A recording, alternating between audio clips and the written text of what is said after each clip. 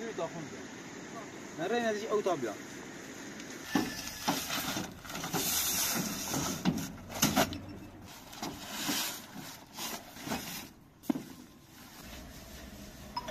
بسلا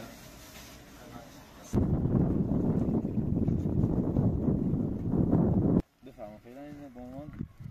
بس باشین چی کنه سلام سلام علیکم بابا سلام خوبی سلام بابا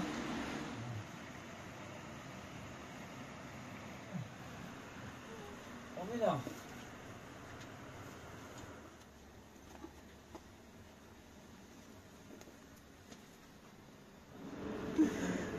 قولی دوید مجرم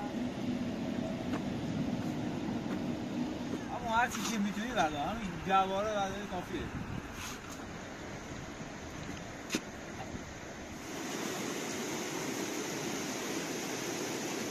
دست در نکنه بالاخره هم دمش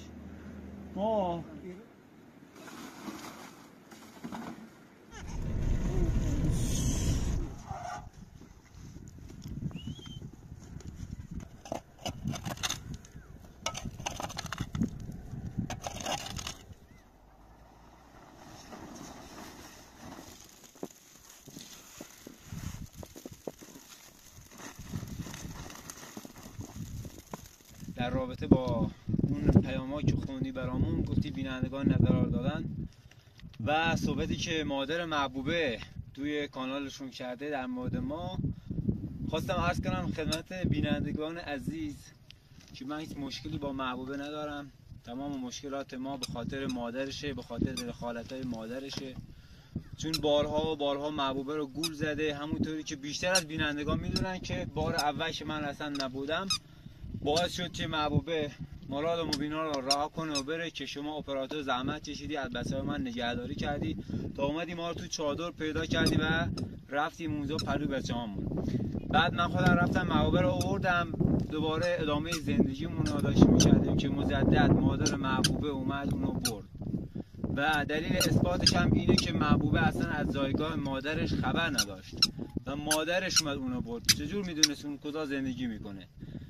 مجددا هم میگم اونا اومدن اینجا نزدیک ما دارن خونه درست میکنن که به ما ضربه بزنن و به زودی 100% به علیه ما یه کارهای انجام میدن مطمئنم و یعنی هیچ دلیل نداشته بخوان نزدیک ما باشن اونا دروغ میگن من محبوبه رو کتک زدم این کاملا دروغه من و محبوبه هیچ مشکلی با هم دیگه نداریم اینو ثابت میکنم بهتون جایی که مادر محبوبه صحبت میکنه